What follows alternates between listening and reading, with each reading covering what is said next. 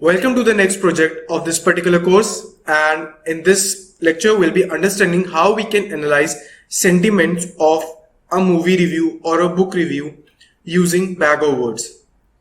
So for that I have already loaded the libraries. Okay, so these are the important libraries or the basic ones, that is NumPy, Pandas, and we are using regex so as to deal with the text involved to find out the patterns. Okay. And then for visualization, I am using Matplotlib and Seaborn. And for classification task, what I am using is Gaussian A-base, random forest, decision tree. And to find the matrices and to evaluate the performance of our models, I am using confusion matrix, accuracy score, or classification report. And when we are dealing with the textual data, we have to process that text data and convert it to a numeric form.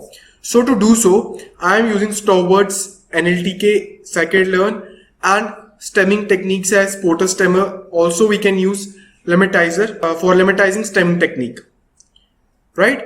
And then I'm using Gensim because when we have to prepare a word cloud. So don't worry about that. You just understand that these are the basic libraries that are involved for performing this project. Okay, so let's load them. So in the meanwhile, what I'll do is I'll load my data as well. So to load my data, we have to do data equals to, now I'll use pandas and read CSV. Okay. So now I have to give the path of my data set. So now my data set is a TSV file, that is tab separated values. CSV was comma separated values and are well plotted in an Excel sheet, but the TSV ones are a kind of data in which the values are tab separated.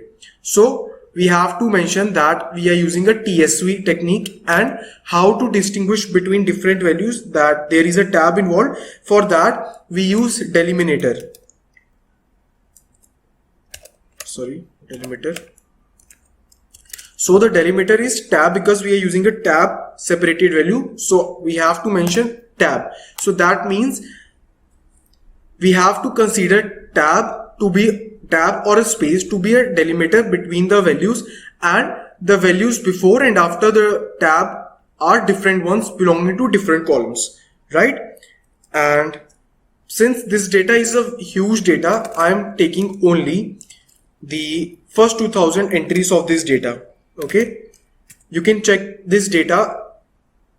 But what I'll do in this project, I'll take first 2000 entries only.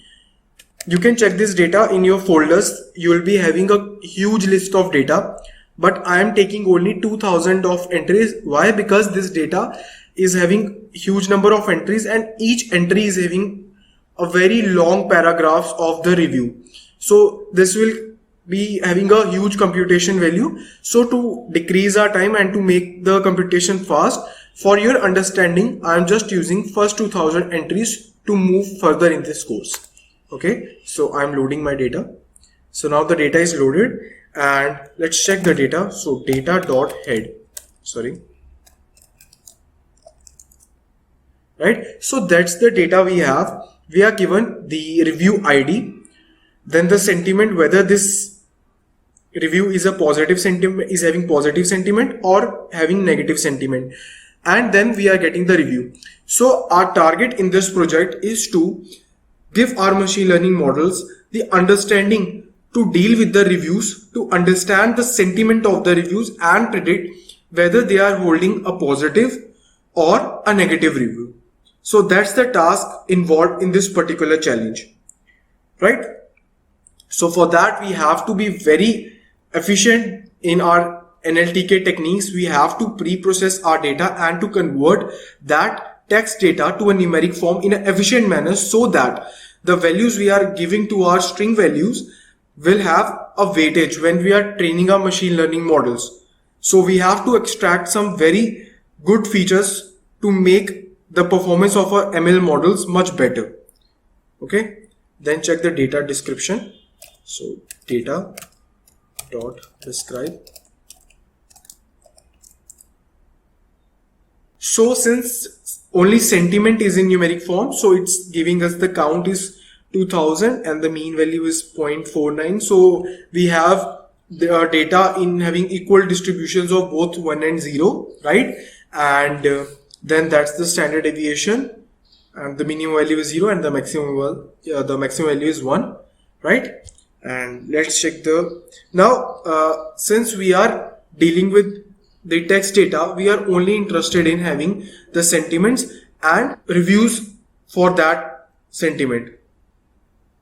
So since we are dealing with a data in which we have to predict the sentiment of a review, so only thing we want is the reviews and the sentiment. So our input will be reviews and our output will be sentiment. There is nothing to do with the person ID when we are to predict the sentiment or the emotion involved. So what I'm doing is I will drop the ID column because this ID column has nothing to do with our predictions. So data equals to data dot drop, and then I'll do is which column to drop. I have to drop the ID column, right? And since I have to drop the column, so I have to specifically mention the x is equals to 1, right? So the data is defined. So let's check the data head. So now we have only sentiment and reviews for our data. Also, let's check the shape of our data. So data dot shape. So we have 2000 entries with 2 columns, that is sentiment and review, where the reviews will be our input and the sentiment will be our output. So this was all for this lecture. You have understood the basics of our data we have, right? How to deal with the TSV file, how to load it, and now you have the intuition of the data we are using. And in the next coming section, what we'll do is we'll pre-process our data and we'll convert this textual data to a numeric form. What we'll do is we'll basically pre-process our messages so as to convert our text data to a numeric form, right? And to do so, as we have done in the NLP module, I'll be similarly using the regex technique over here so as to extract the fixed patterns of email address, URLs, non-letters or numbers, and to convert them to a label, right? So that we don't waste our columns or the feature dictionary, because in that case we'll be saving our computation time and we'll be having discrete features to understand the message, right? So let's prepare our method. So for that I am preparing a function. Let's name it processing. So I have to pass my reviews over there, and then what I'll do is I have to remove the unique email addresses and have to convert it to the label email address. Then I have to extract URLs, numbers, right? So as we did in the NLP module, we are doing the same thing over here so as to decrease the size of the dictionary and to have only the discrete features, right? So I'm directly pasting the codes over here. These are the patterns to understand the email address. This is for the HTTP address, then the non-letters we have, and then these are the numbers.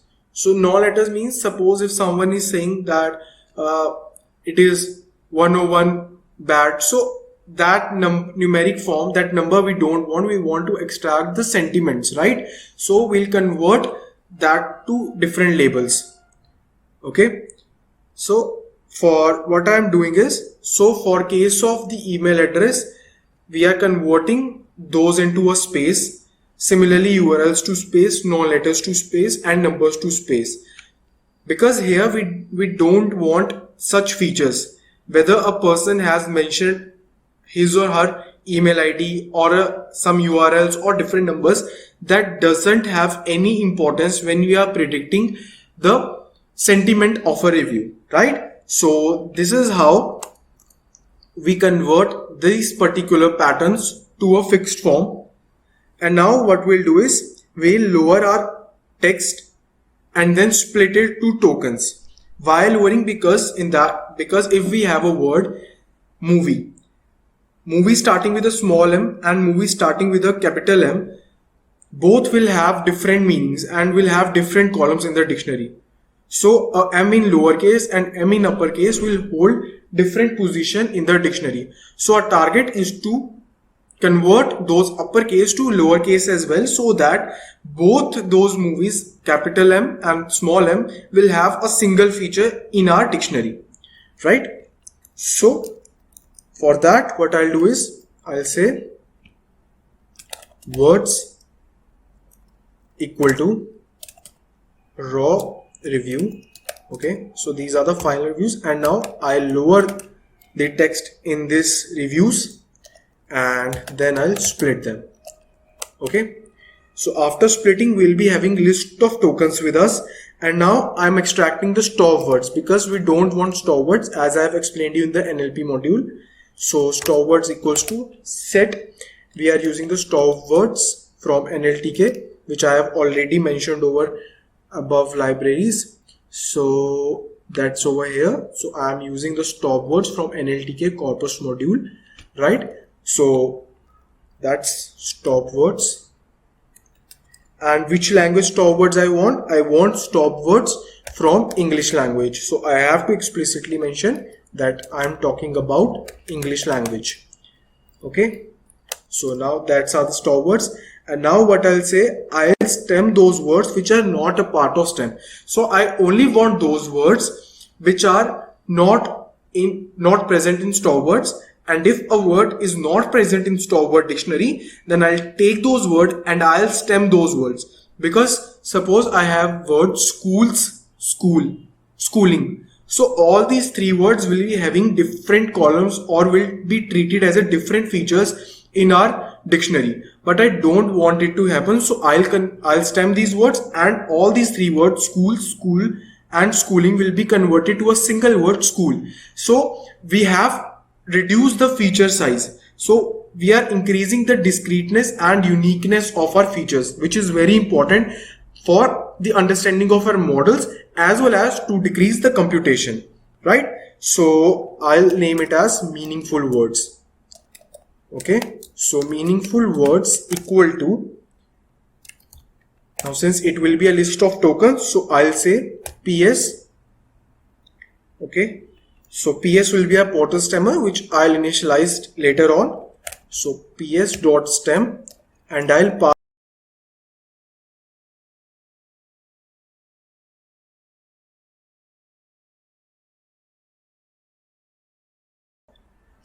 W in stop, right? So what I'm saying, for all W in words, if that particular token is not a part of stop words, then stem those words and prepare a list of tokens which will be meaningful for our dictionary, right? So stop words means a, and, the, he. So these kind of words don't give us any feature. Suppose he is going to school, so it will be simply converted to go school. So the only important tokens are going to school, right? So going school, but now we'll stem, so going will be converted to go, and he is going to school will be converted to go school, right? So you can clearly see that we'll be reducing our features so as to find out the uniqueness in them. Okay, so that's our meaningful words. And now what I'll do is I'll join these tokens. We'll prepare a list, and each list entry will have different tokens of a review. So at index 1 we'll be having tokens, refined tokens of review 1. At index 2 we'll be having refined tokens of review 2. And then what we'll do is at each index position we'll be joining these reviews. Okay, so return what we have to return. We have to return the joined token. So I'll be joining them with the help of a space. So suppose if we have a token go and a token school, then we'll have a final message as go space school, right? So I'll join the meaningful words. So since it's a list, it will work on each entry. At each index value, it will work like a loop. Okay, so that's all. That we have created our processing method, and now we'll prepare the corpus for our work. So clean, let's name it as clean review corpus. Okay, so it's an empty list, and then we'll initialize a porter stemmer which we have already loaded over, which we have already initialized with the help of the library. So let's initialize porter stemmer. Here we go. Our porter stemmer is ready to function. Now what we'll do is we'll say we'll prepare a review count. So let's check the total number of reviews that we have with us. We have already seen that we have 2000 reviews in action, but we can also check it using, let's name it as review count equals to data review. So I am saying the column review, how many entries we have in this column. So I'll say size, and then I'll print this value. Okay, so we have 2000 reviews with us. Now what I'll do is I'll perform processing over each review. So I'll say for I in range from 0 till the review count,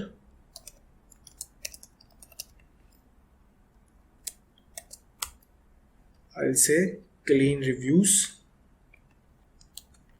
dot append, and then what I'll be doing is I'll be creating a clean review corpus list, and this list will contain all the refined reviews in it. And now we'll be using our pre-processing function, and I'll pass data review. Okay, and at each position I.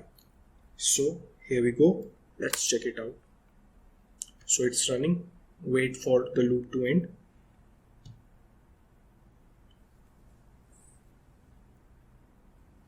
Okay, it's giving an error. Let me check. So it's pre-processing. I have done a spelling mistake. Sorry. Okay, it's processing. Okay, so we are done with the processing of our messages. So now you can clearly see the difference over there. And so let's print the original review we have. Let's print the first review.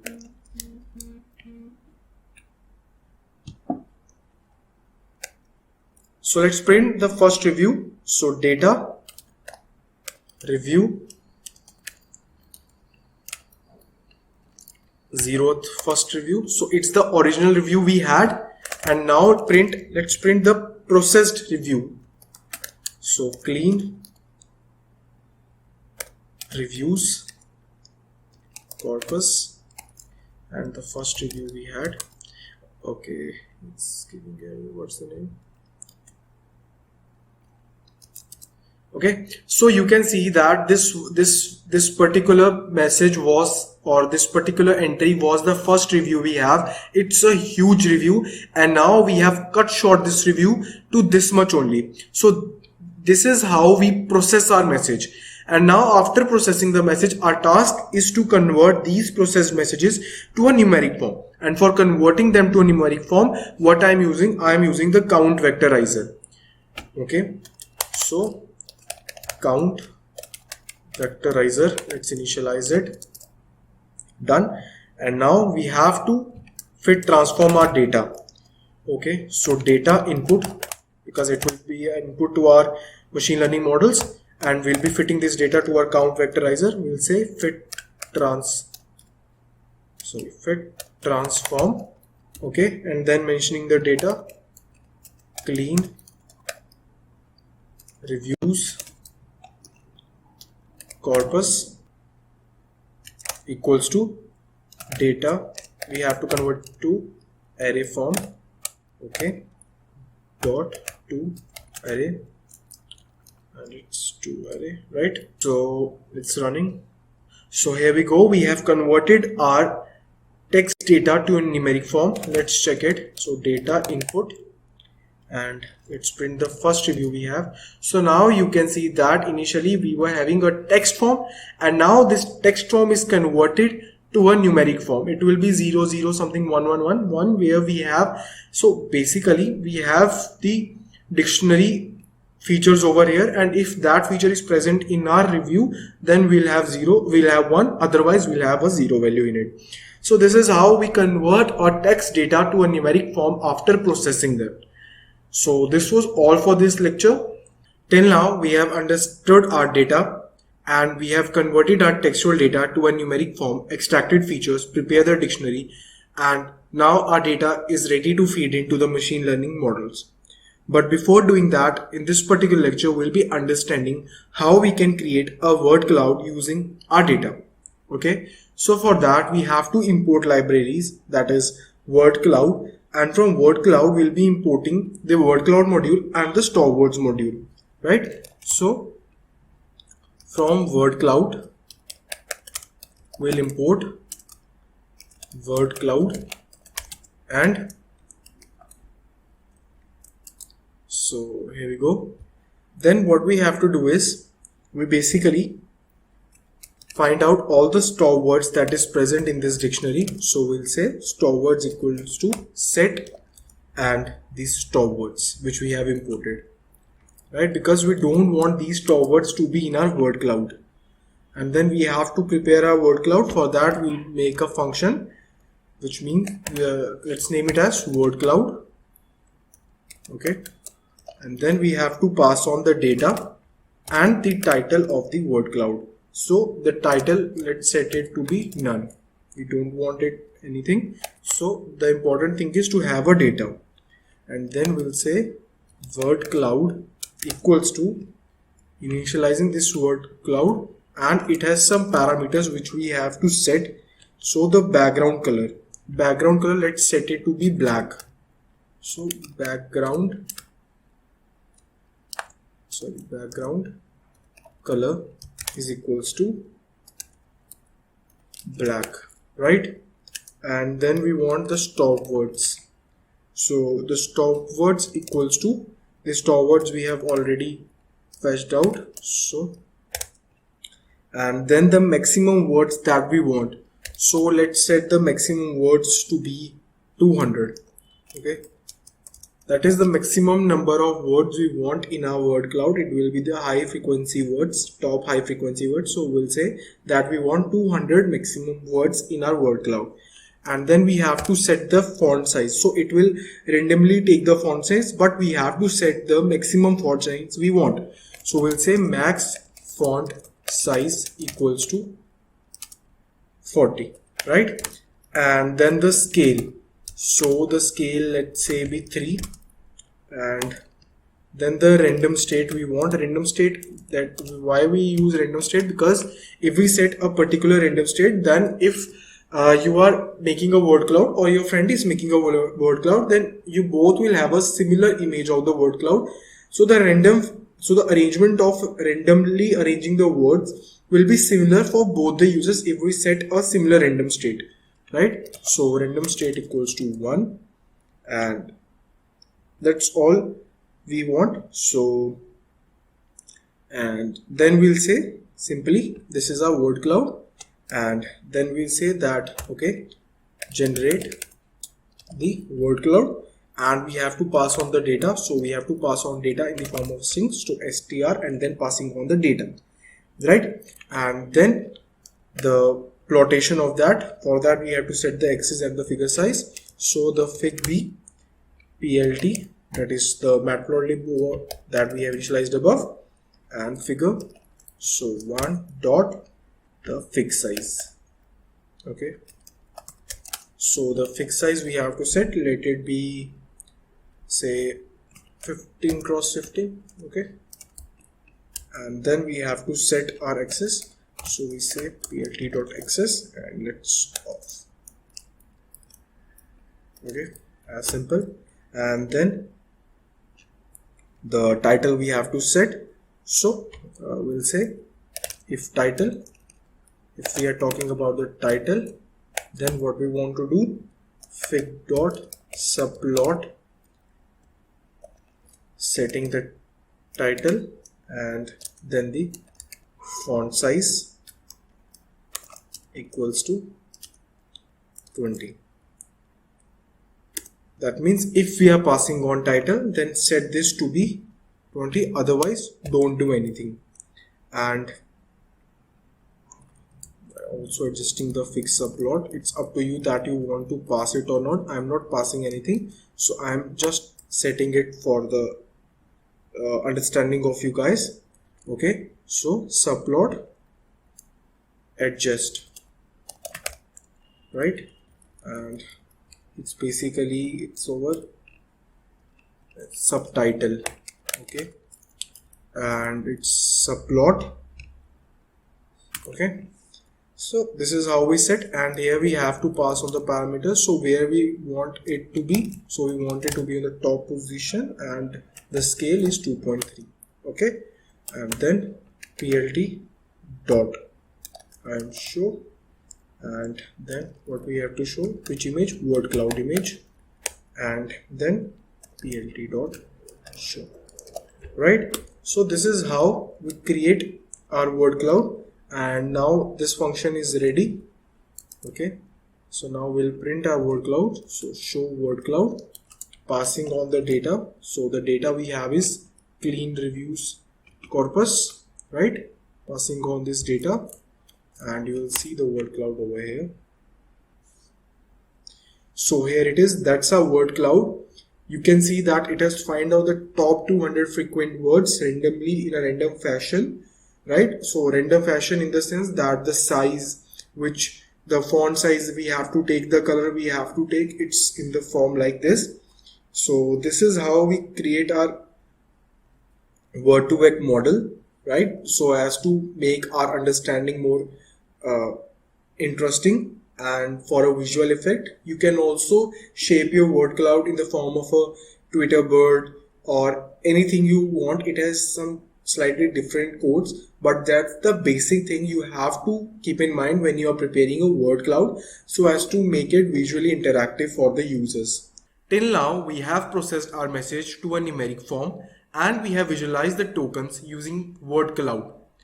And now in this particular lecture, we'll be training our machine learning model so that we can predict whether the given message is having a positive sentiment or a negative sentiment.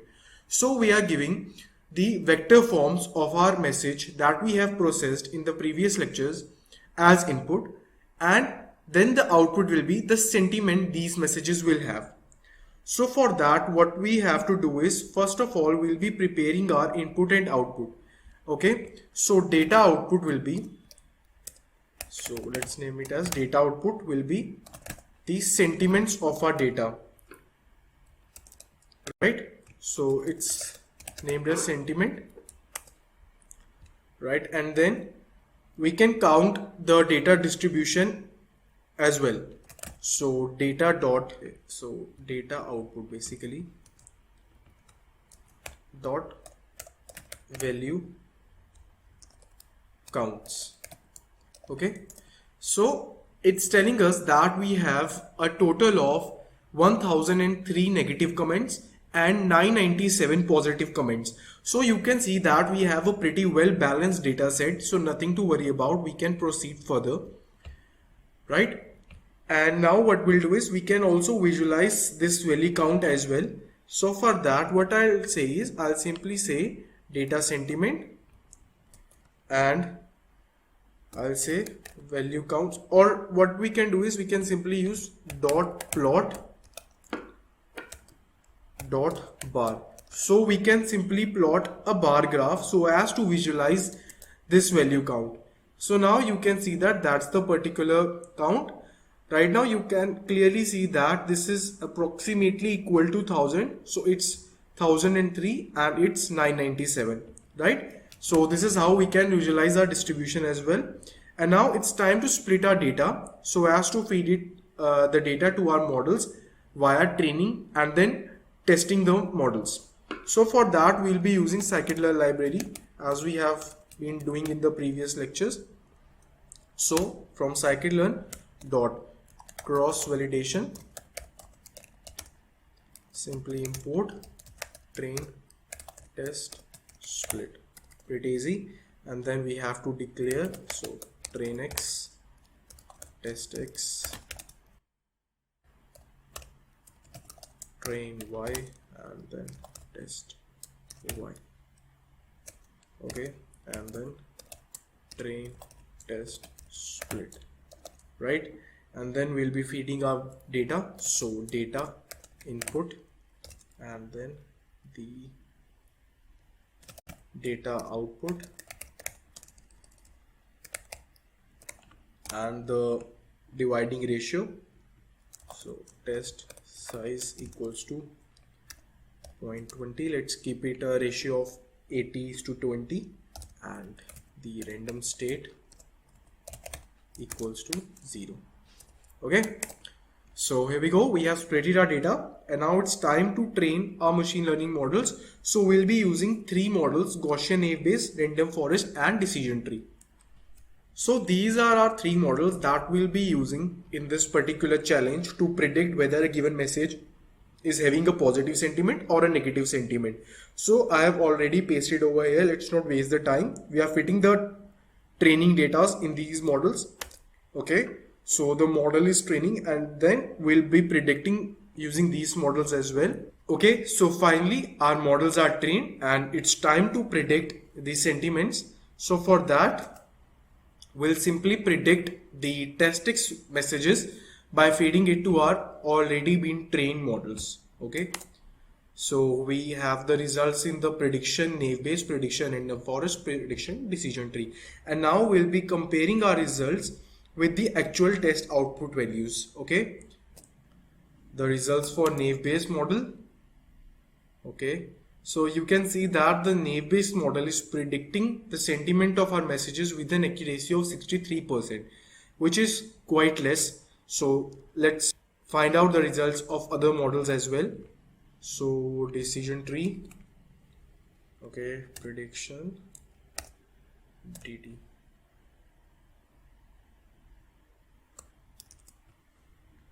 So the decision tree is working much better than naive Bayes model by predicting the results with an accuracy of 70%. Okay, and now it's time for the random forest model. Let's see what it does. So random forest. So you can see that the random forest model is predicting the sentiment of our messages with an accuracy of 82.25%, which is really good with respect to the data we have and the models we are using. So this was all for this challenge. What we have done is we have basically used a data set. Then we have converted the textual message to a numeric form using bag of words technique, where we have find out the vector form of these messages so that we can plot it in the n-dimensional space. And then we have fed those vector space models to the machine learning model, and the machine learning models trained over these vector forms and predicted the result. And so far, random forest is giving the best results with an accuracy of around 82.25%, which is a good result. So this was all for this lecture. Best of luck and keep following.